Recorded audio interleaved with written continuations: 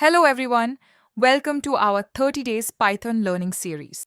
Day 8 Lists in Python.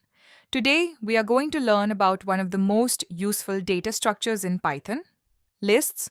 By the end of this video, you'll understand what a list is, how to create a list, how to add items to a list, basic list operations, how to loop through a list.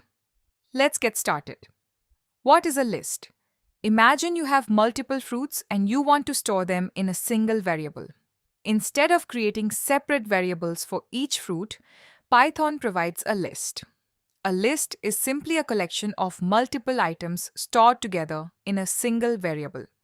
Lists are very useful when working with groups of related data such as student names, marks, products, cities, and much more. Now let's create our first list. Here we have a list containing 3 fruit names. Notice that the items are written inside square brackets and separated by commas. When we print the list, Python displays all the items stored inside it. As you can see, all the fruits are displayed together, adding an item to a list. One great feature of lists is that they can grow dynamically. This means we can add new items whenever we want. Python provides the append method to add a new item at the end of a list. In this example, we're adding another fruit to the existing collection. After printing the list again, you'll notice that the new item has been added successfully. This makes lists very flexible and useful in real-world applications. List operations. Now let's look at some common operations we can perform on lists. Here we have a list containing 4 numbers. Accessing an item. Every item inside a list has a position number called an index. Python starts counting from 0. So, first item is at index 0. Second item is at index 1.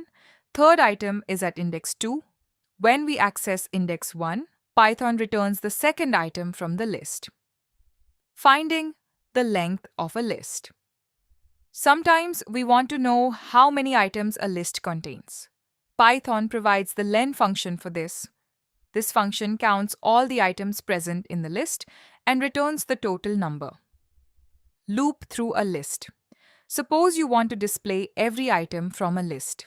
Instead of printing each item individually, we can use a loop. The loop goes through the list one item at a time. During each iteration, the current item is stored in a temporary variable. Then the item is printed. The process continues until all items have been displayed. This is one of the most common ways lists are used in Python programs. Practice exercise? Try these on your own. Create a list of your favorite games. Add a new game using append. Print the first item from the list. Display the total number of items. Use a loop to print all items one by one.